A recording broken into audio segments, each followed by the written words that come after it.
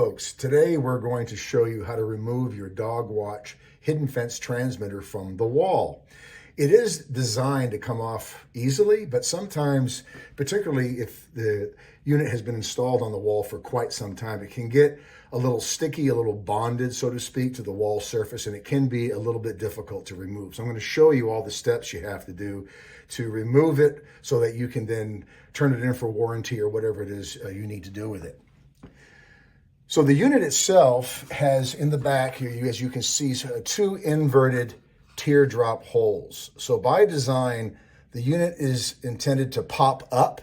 If you pop it up about 1/4 of an inch, and you might have to wiggle it a little bit, but that's how it's removed. It pops up. The first thing you have to do is disconnect all of the wires that connect it to the system itself. There's 4, up to 4, always 3, and an optional 4th that we'll get to.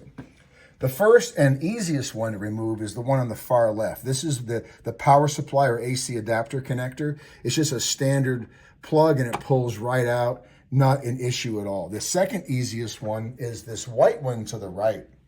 This is your clip wire, which connects the unit to the outside fence. In order to remove it, you need to put your index finger behind it, and there's a little clip on the front. Squeeze the clip sharply with your thumb, and it pops right out. As you can see, there's the clip, and that easily removes it. The next one you'll want to remove is the internal ground wire. Now, this one has a real strong metal fastener that attaches to the inside of the transmitter unit. It can be a little bit difficult to remove. If you have strong enough fingers, if you can just get 2 fingers on it, really squeeze it hard and give it a yank, it pulls right out. However, if that's difficult for you, get yourself a pair of just standard needle nose pliers, something similar to this. It's a very easy tool to use. Reach up in there and grab a hold of that fastener and give it a tug down with this tool, and it comes right loose, just like that.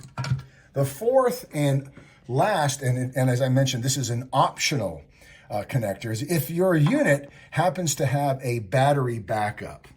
The connector, the wire connector from the battery backup to the transmitter is over here on the left. It can be a little bit difficult to find and a little bit difficult sometimes to remove. It also, just like the clip wire, it has a small black clip. So get your finger behind it, get your thumb way up in there, give it a little tug, and as you can see, there it is. It's a little clip. It's an easy thing to miss, but you'll make sure you want to look for it before you remove the transmitter, or you could potentially damage it. So now all of the wires have been disconnected from the unit. Now we're ready to take it off the wall. The best way to do that first is to go ahead and put both hands on the wall, put both thumbs at the bottom, and real firmly push up with both thumbs. If it isn't too bonded, it should pop right off. However, if it is a little bit stuck, get yourself a handy little hammer or mallet, something along this line. All you need to do in this case to get it unstuck is to just tap rather lightly on the 2 corners, the 2 edges rather, of the transmitter, and eventually it'll pop up about 1/4 inch or so. Just hit it like this, and eventually, once it's all up, now it's ready to grab, and off it comes, and there you are.